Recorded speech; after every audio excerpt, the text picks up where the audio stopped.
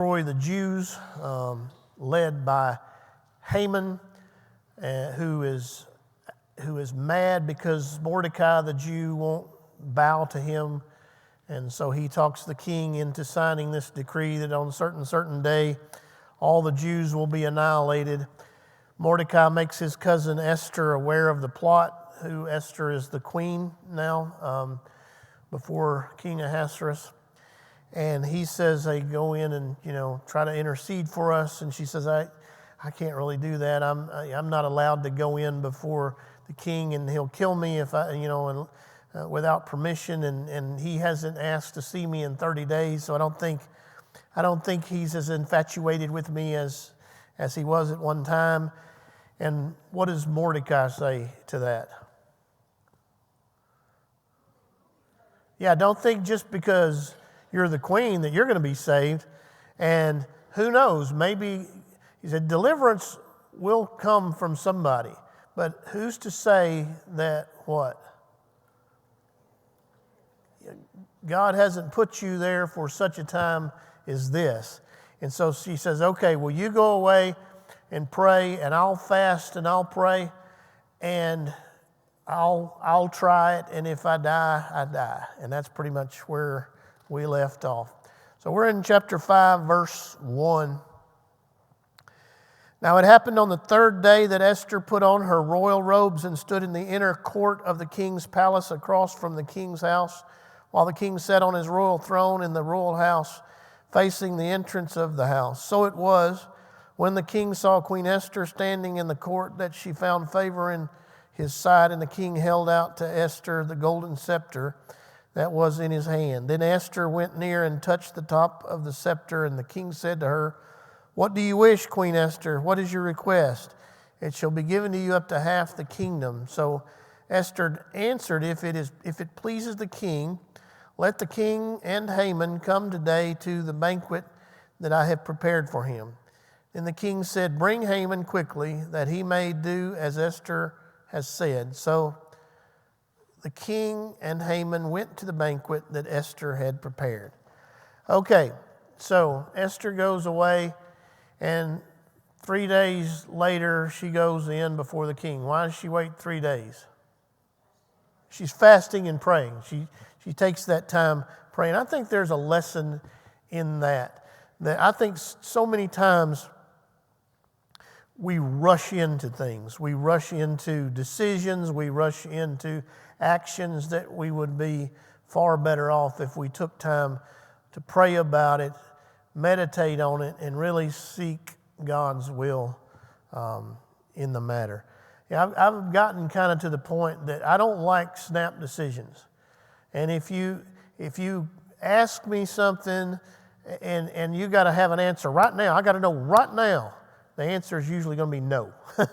Because, I found that when I make a quick decision, a snap decision, it's usually wrong. But if you give me time to think about it, pray about it, things usually go a lot better. So that's what Esther does. She takes these 3 days, she fasts, she prays, and then now she's going to make her appeal to the king. What virtue do you see here? Virtues do you see in Esther as she comes and makes her petition before the king? I see humility a lot. What else do you see? Did you say boldness? Yeah, boldness, courage, for sure. What about patience? If patience is a virtue, as the old saying goes, then certainly she seems to have that. Yeah. Right. Yeah, that's right. She's probably just a teenager at this point, so yeah. A little bit of fear, but a little bit of fear. How do I say this? A little bit of fear when it leads to caution isn't a bad thing. When you live life with no fear of anything, it sometimes leads to recklessness. So a little bit of fear is not a bad thing to have. Now, you can have too much fear and it just cripples you, but a little bit of fear is not a bad thing. Do what?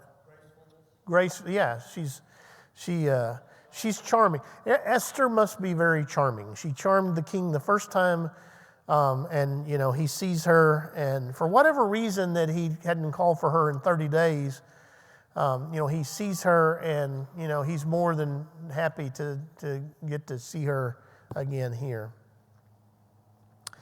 Now, the king sees Esther, and so basically how it worked is, if the king holds out his scepter to you, then you can make your petition before the king. If he doesn't hold out his scepter to you, that means he doesn't receive you and you die, pretty much. So that's kind of how that works. But he sees Esther, his heart is tender, and he holds out the scepter, and she makes her appeal. And before she does, she says, ask anything you want, and I'll give it to you, up to half the kingdom. So do you think he's acting in wisdom here? Yeah, probably so. Who else? So who does that remind you of, that statement? I'll give you up to half my kingdom. Herod. And what did it end up costing? The head of John the Baptist. I don't feel that nothing we've seen from King Ahasuerus has demonstrated wisdom. From his drunken World's Fair that he does, as we see in the first chapter, to banishing the first queen, to how he selects his next queen, to now Queen Esther comes in, and before he even knows what she's going to ask, he says, ask me whatever you want. I'll give it to you, up to half the kingdom. Now, if he lived in Oklahoma in modern day, if you get tired of Queen Esther, she's going to get half the kingdom anyway. I mean, that's the way the divorce courts work. But in those days, not so. He is the king of the most powerful empire in the world at that time. Think what he is offering. I mean, that would be the equivalent of the President of the United States saying, I'll give you everything west of the Mississippi before you even know what he's going to ask. I mean, it's absurd, but that's this kind of flippant cavalierism that the king seems to have at this point. And she's going to stall a little bit. Right? All right, let's take a look at verse 6. At the banquet of wine, the king said to Esther, what is your petition? It shall be granted. What is your request? Up to half the kingdom, it shall be done. And then Esther answered and said, my petition and my request is, if I have found favor in the sight of the king, and if it pleases the king to grant my petition and fulfill my request, then let the king and Haman come to the banquet, which I will prepare for them.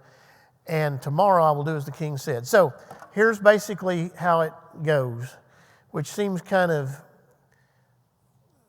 it seems like she's kind of having a hard time getting it out. But she says, I want you, he says, make your request up to anything, up to half the kingdom. She says, I want you and Haman to come to a banquet. Now, why would she want Haman there? She's setting him up. Yeah, that's about right. She's about right. She wants Haman there. It's almost like a court scene. So she wants the accused there, and it's in a court setting. It would be right for him to face his accuser. So She doesn't want to make an accusation behind his back. I mean, that's the way to, when you've got the facts, you look somebody in the eye and say, that guy right there, he's did it. And so she wants him and the king there. But she stalls the first time. She says, I want you and Haman to come to a banquet.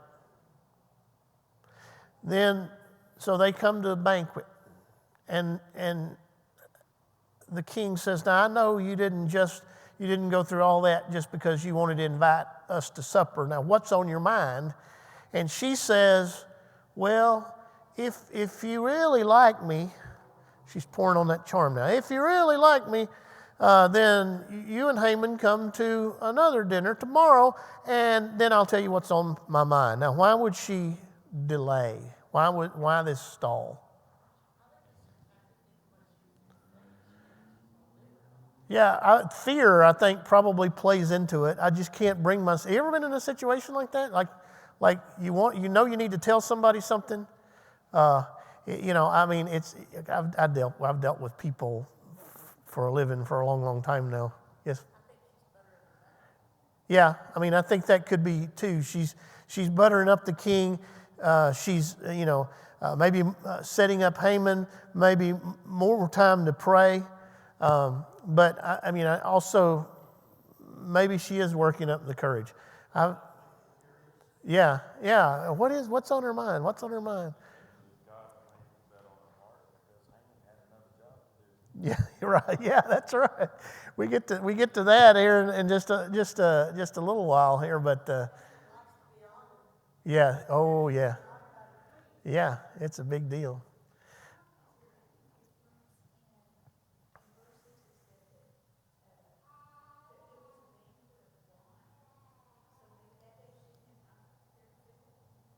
I'm sorry, what?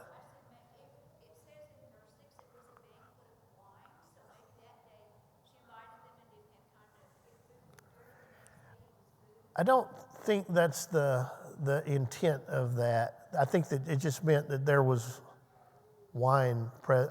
A banquet would include a dinner, and then wine also would be served. And maybe there's a little bit of that. If I can get him to have enough wine, maybe he would be more inclined to hear my request. But what I was going to say was, I've had people like, and you probably have too. Like they want to come talk to you. Okay, well let's talk. So we sit down, and like they'll talk about everything in the world except and finally sometimes you have to just say, okay, so like why are you here? Because I know we're not here to talk about the weather and how the Rangers are going to do this year. So what's on your mind? And I feel like that's kind of what the king is doing here. Like, okay, Esther, I know something's on your mind, and it's more than just you want to serve me supper. So what gives? And she says, well, come back tomorrow, and I'll tell you there. Questions on those verses? All right, let's look on into verse 9. So Haman went out that day joyful and with a glad heart. Now watch this. Watch this now. She was joyful with a glad heart. But when Haman saw Mordecai in the king's gate, and that he did not stand or tremble before him, he was filled with indignation against Mordecai. Isn't it amazing how one man can make him go from joyful to distraught? One man. Nevertheless, Haman restrained himself and went home, and he sent and called for his friends and his wife Zeresh. And Haman told them of his great riches, the multitude of his children, everything in which the king had promoted him, and how he had advanced him above the officials and servants of the king. Don't you know his friends just love visiting him? Let me tell you about how great I am. Moreover, Haman said, besides, Queen Esther invited no one but me to come in with the king to the banquet that she has prepared. And tomorrow I am invited by her along with the king. Yet all this avails me nothing so long as I see Mordecai the Jew sitting at the king's gate. In other words, all this good stuff is happening in my life, and it means nothing because that one man just drives me crazy. Then his wife Zeresh and all his friends said to him, let a gallows be made, 50 cubits high, and in the morning suggest to the king that Mordecai be hanged on it. Then go merrily, and I love this, then go merrily with the king to the banquet. And the thing pleased Haman, so he had the gallows made. So his wife, that godly soul, says, oh, don't worry about it. Just have a gallows made and tell the king to hang old Mordecai, and then all your problems will be solved. Won't really work that way for him, but that's what he thinks. So we talked about the attributes of Esther's character. What are some attributes that we see demonstrated in Haman's character here? Pride, for sure. Arrogance. Do what? Self-righteousness, yeah. Bitterness. Man, he just can't let it go. This one guy, he's got the whole kingdom bowing down to him, and this one guy, he lets just destroy his whole life, his whole mood.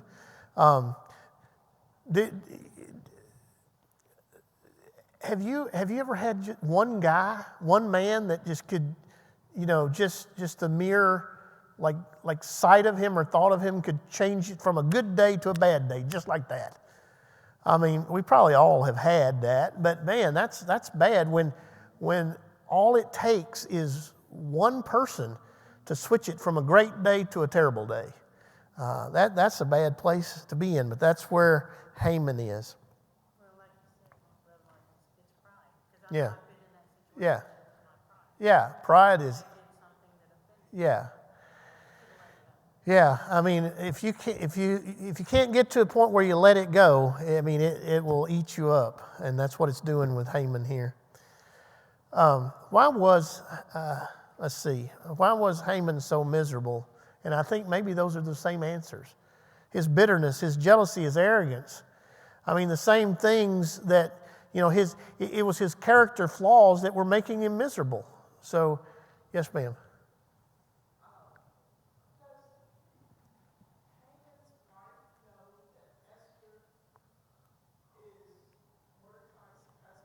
Nobody knows that at this point. The only people that know this at this point is Esther and Mordecai.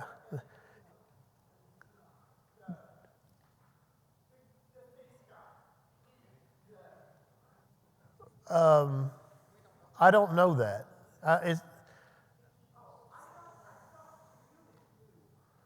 That she was a Jew?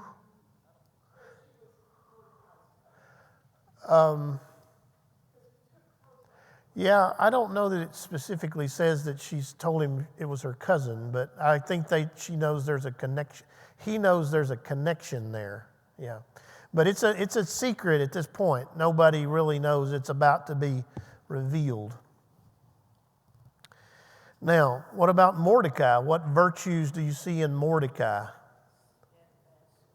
Steadfast, faithfulness, great faith, courage, humility, patience. He really is the antithesis of of Haman. So all the things that Haman doesn't have, Mordecai has.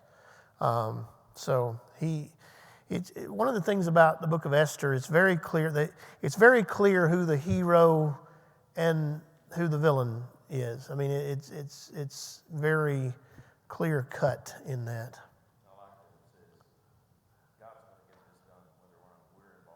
Right. Yeah. Yeah. Yeah. A trust in the providence of God. So good stuff. Questions on those verses? Yes, sir.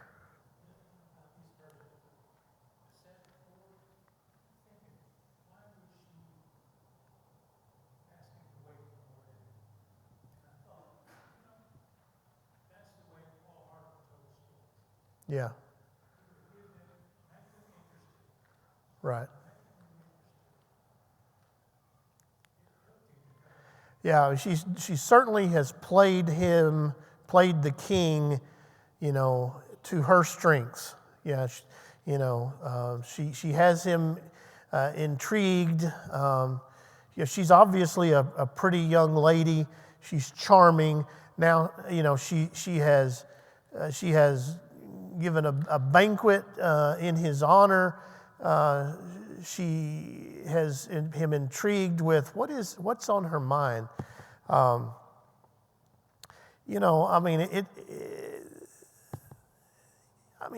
Most men are going to be susceptible to that line of charm. A pretty young lady serves you a great meal and has an interesting story, and there's something on her mind. Now, what is it? Yeah, right. Like, what is it that she would want, that would be so important that she would risk her life? Yeah, right. Yeah, obviously. So, all right. I gave you a couple little application questions here. What spiritual truths do we learn from this story? What? I'm sorry. Yeah, that's right. Yeah. Been many men's downfall. That's right. God does not abandon his promises, for sure. Yeah. Patience, for sure. Absolutely. Right.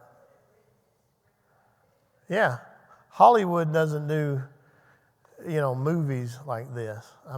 Although I have seen movies of Esther, the story of Esther, and they always turn out really good, but the story started with God, not Hollywood. Here's some of the things that I wrote down. Be careful of the gallows that you build for others. Sometimes you end up swinging on them yourself.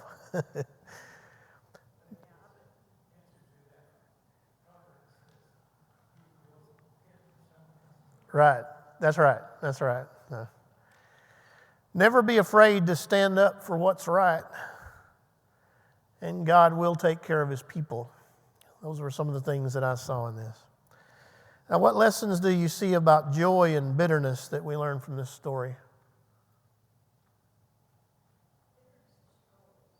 It does, doesn't it? Here's the thing.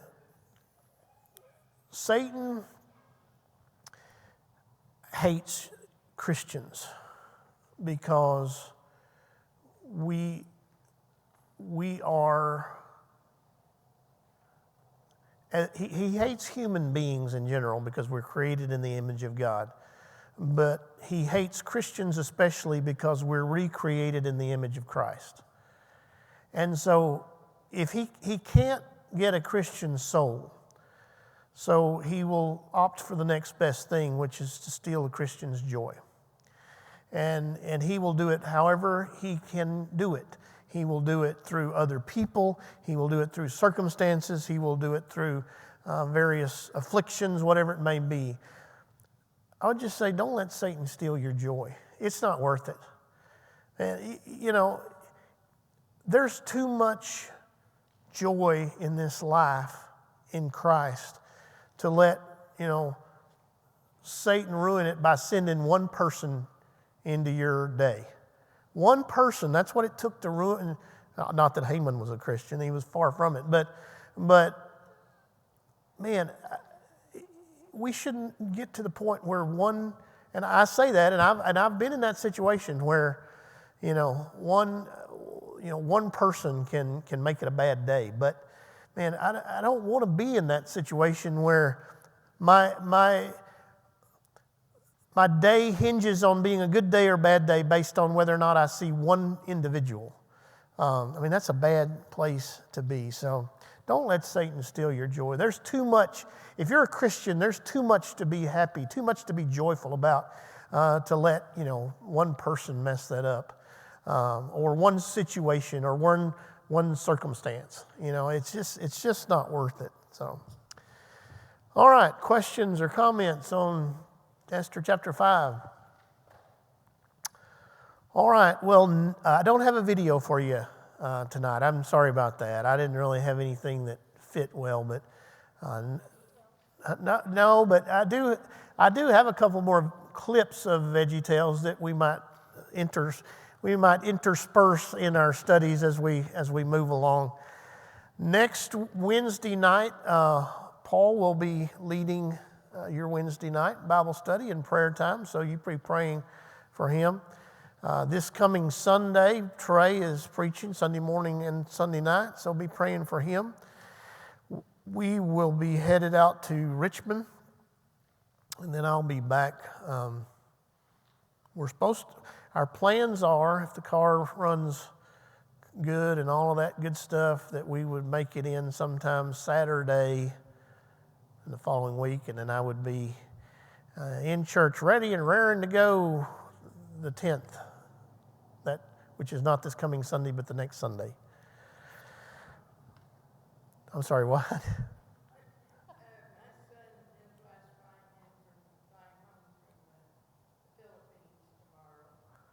Okay. Be praying for him. All right, let's close in a word of prayer. Heavenly Father, we just come to you tonight, Lord. I thank you.